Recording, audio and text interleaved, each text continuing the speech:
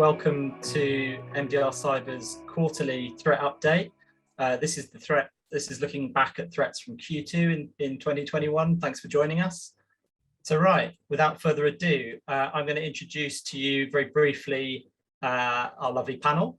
My name's Kim and I am a senior cyber threat intelligence analyst at Digital Shadows and regular guest on Shadow Talk, our cyber threat intelligence and information security podcast. I'm a cyber intelligence analyst at MDR Cyber. Previously, I was working in counter-extremism and threat intelligence, but at MDR Cyber, I mainly work in the investigations and open source team, but also assist with cyber incidents. My name's Lorimer and I work within MDR Cyber looking after digital forensics and security incident response.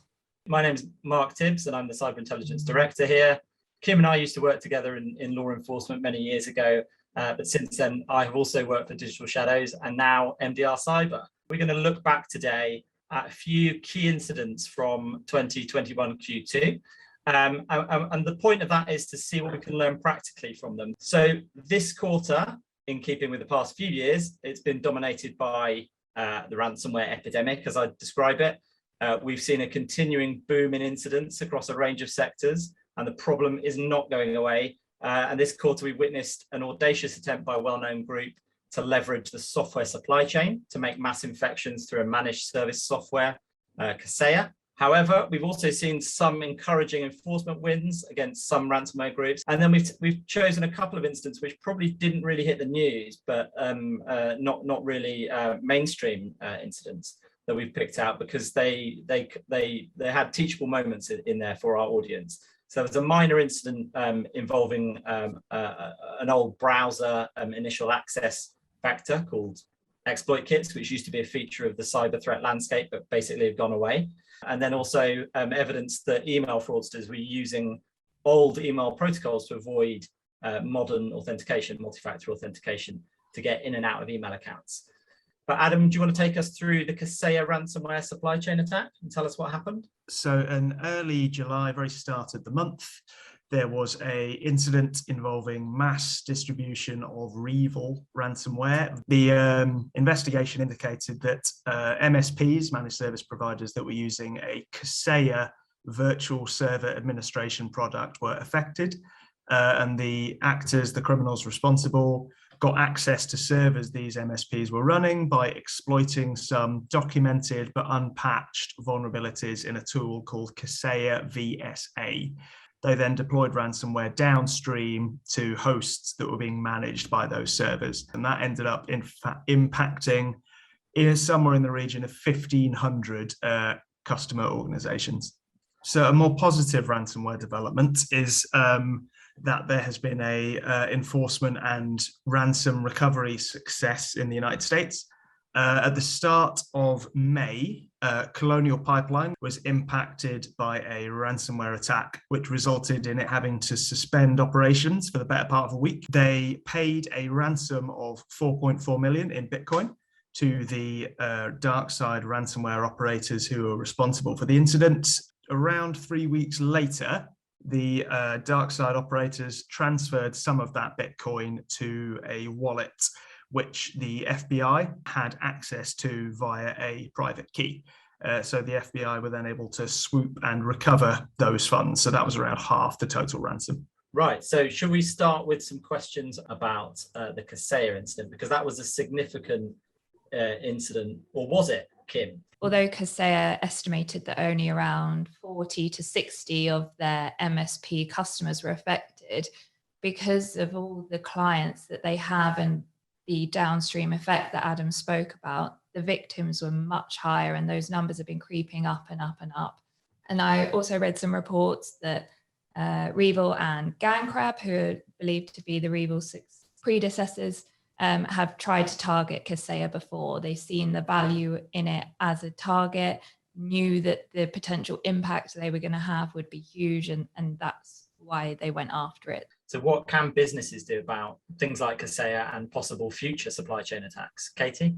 In terms of generally protecting ourselves against them, it's employee training and having good security controls, but also specifically for supply chain, it's about auditing your suppliers and making sure that they are also up on their cybersecurity.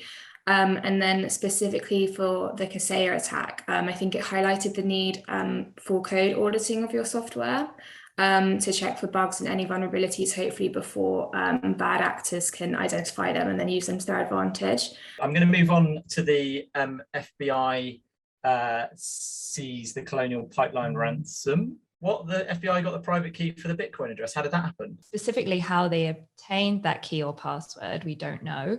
A few possible options. So they might have been, the FBI might have been tipped off by someone associated with the attack.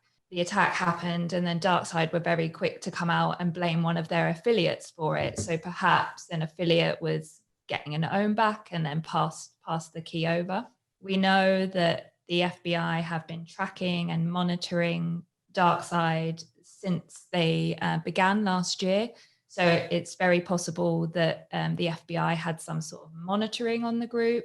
Lastly, they might have obtained it from Bitcoin themselves or from the crypto exchange that was dealing with the transactions. Adam, in terms of recovery for crypto, what are the techniques that are available to victims of cybercrime? If you have a cryptocurrency exchange that is in a friendly jurisdiction, then monitoring the movement of cryptocurrency until it hits an exchange wallet and then serving that exchange with a legal order requiring them to freeze that wallet and then transfer the funds and details of the wallet ownership to you is an option. At some point, these criminal operators are going to have to use an exchange to convert their ransoms, their criminal proceeds, into usable currency. And if you've been able to track the movement of that currency following the payment of the ransom or the theft of the funds or whatever, then legal action against an exchange is possible and has been done before in a handful of cases. Stephen has asked, do you know if any ransomware perpetrators have been caught? And if so, what were the consequences or penalties? Well, yeah, thankfully, recently, there have been some arrests. And Kim, did you want to introduce this? In mid-June this year, so just over a month ago, Ukrainian police, along with law enforcement from Korea and America, arrested 6 individuals believed to be members of the CLOP ransomware group. The arrested individuals have been charged with offences related to unauthorised access to computers, systems, and telecommunication networks. If they are convicted of those crimes, they could face up to 8 years in prison. What do you think the impact is of these kind of operations on ransomware groups? We might see a short-term cessation in their activity, closing of the infrastructure that they were using. A large percentage of the time, these groups then do come back just under a new guise. It was interesting that earlier in the year, a ransomware called Ziggy did actually cease operations, citing law enforcement action as a reason. So it is kind of scaring some of the lower level ransomware groups. Mm-hmm. And when we've seen arrests coupled with infrastructure seizure, like in this point, that does seem to have a bit of a longer lasting effect. Why is ransomware such a key issue for businesses at the moment? If you reach a point where a ransomware operator has compromised your network and is in a position to deploy ransomware on hosts across your your corporate network, then the best case scenario is you have to recover everything from backups and rebuild all of the compromised computers, which is a massive and unavoidably time-consuming and expensive job. The worst case scenarios continue to get worse from there. So yeah, a successful ransomware attack is hugely disruptive, even if you've done everything right and you're in a position to recover relatively quickly. And then in terms of sort of key trends, I mean, things that we've seen over the last couple of years, I suppose, are that, these groups are becoming more professional and moving from single targets to target businesses. The volume of attacks is increasing. The variety of different methods of initial access is also quite broad. In 2020, a lot of exploitation of perimeter services like VPNs and firewalls, and quick exploitation of newly documented vulnerabilities. As I remember from years ago, exploit kits used to be a real a really big part of the cyber threat landscape. Katie, do you want to just brief in the incident that we picked out as being kind of interesting? In February of this year, a new exploit kit was identified, a new campaign, and it used two scripting engine vulnerabilities in unpatched Internet Explorer browsers. And the exploitation chain started with a malicious online ad delivered through a legitimate website. And after clicking on it, the user would be redirected to the landing page. And that's where they were trying to serve two exploits. And if one of them was successful, then the malware would be executed on the victim's machine. This doesn't happen that frequently anymore because of increased browser security. So I think we're just highlighting it because potentially exploit kits are making a comeback. So just from visiting a website, I can get infected with malware. As Katie alluded to, less so these days because browser security has gotten so much better. These vulnerabilities were for Internet Explorer, which isn't a particularly common browser anymore. So Chrome and Firefox, and I think all of the browsers that we've been pushed to use, it's much more difficult to execute EKs on them because of the increased security. I think that this potentially suggests that they were trying to target a specific group, someone that they knew was using Internet Explorer. Okay, and Kim, what can businesses do to ensure they're not vulnerable from exploit kits? Standard advice is going to be to make sure that browsers and plugins that you're using or any other systems and software are patched and they are up to date, and you keep up to date with any new security patches that come out. And then you can also take to actively scanning networks to try and identify and take action against any new threats that you don't have those automations in place for. I'm going to move on finally to business email compromise, or BEC fraud, where attackers gain access to email accounts to facilitate fraud. So in June, Microsoft reported an incident or a campaign that they'd been tracking.